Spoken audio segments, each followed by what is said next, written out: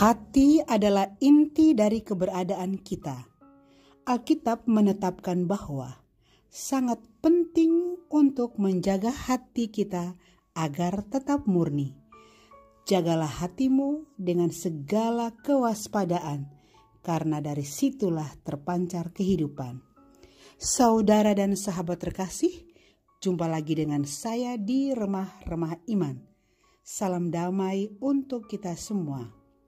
Rumahku, istanaku. Keluargaku, istanaku.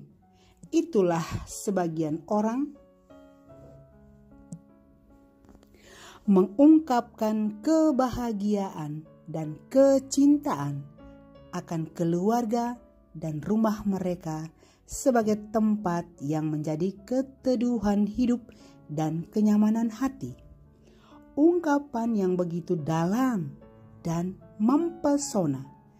Tak ada kata yang tepat selain rumahku, istanaku, keluargaku, istanaku. Seolah-olah telah berdiri kokoh sebuah kerajaan, sebuah istana yang megah, yang menyenangkan, serta berkesan mewah dan luar biasa.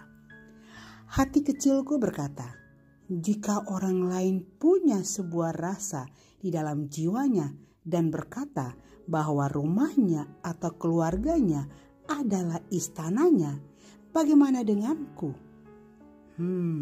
Bagiku, hatiku, istanaku, hatiku, surgaku. Ada keindahan, ada ketenangan, ada keteduhan, mempesona yang memancar dari dalam hati yang membuatku berkata, ya benar, hatiku adalah istanaku, hatiku, surgaku.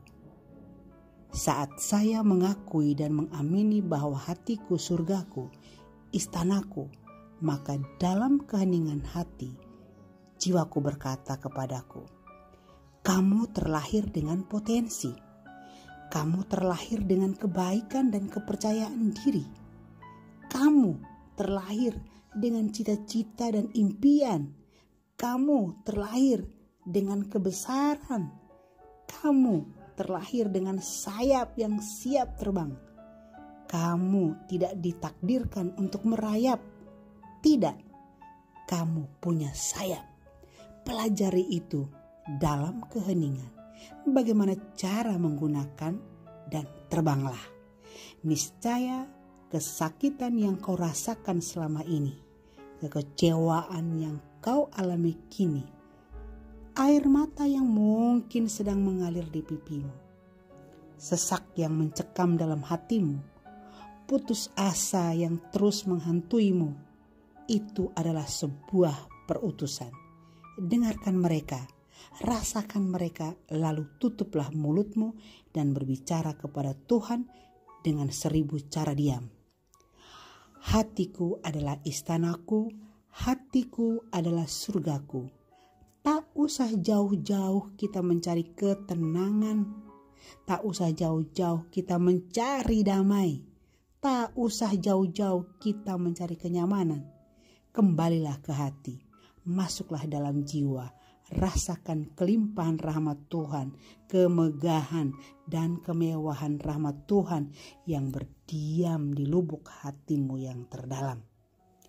Hanya dengan keheningan, hanya dengan diam 1000 bahasa dan 1000 kata, kita akan dapat merasakan sebuah damai yang memancar dari hati kita seperti sebuah kawah yang sejuk, dingin, yang menyegarkan, mempesonakan jiwa, yang membuat kita tidak hanya terus memandang keluar dari diri kita dan mencari damai di luar sana, tetapi hanya dengan menutup mata, menundukkan kepala dan sendengkan telinga jiwa kepada Allah dan rasakan, benar ada damai di hatiku, ada Tuhan di hatiku, maka hatiku adalah istanaku, hatiku adalah surgaku. Saatnya kita berdiam dalam 1000 bahasa dan diam dalam 1000 kata dalam Roh Kudus. Saat itulah semua yang sedang aktif di dalam diri kita beristirahat seketika dari semua perjuangan dan beristirahat dari semua ketidakpercayaan diri. Saat itulah semua keraguan kita memudar dan pencarian kita menemukan jawaban. Kita akan berusaha untuk menjaga hati kita untuk tetap menjadi istana dan surga bagi kita. Mengapa harus dijaga? Karena hati kita rapuh akibat dosa. Injil Markus bab 7 ayat 21-23. Yesus menunjukkan kondisi hati manusia yang telah tercemar oleh dosa.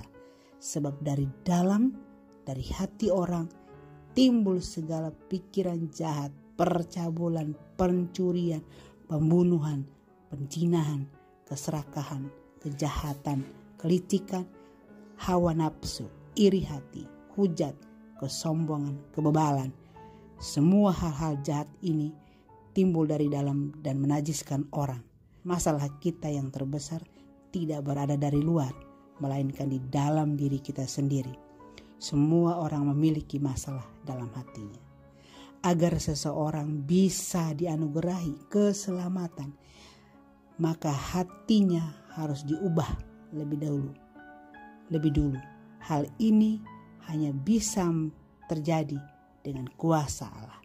Karena dengan hati orang percaya dan dibenarkan. Melalui kasih karunia-Nya, Allah dapat memberikan hati yang baru dari diri kita. Dia berjanji untuk menghidupkan semangat orang-orang yang rendah hati dan untuk menghidupkan hati orang-orang yang remuk. Semoga permenungan saya ini menjadi inspirasi bagi saudara dan sahabat. Terima kasih, Tuhan memberkati.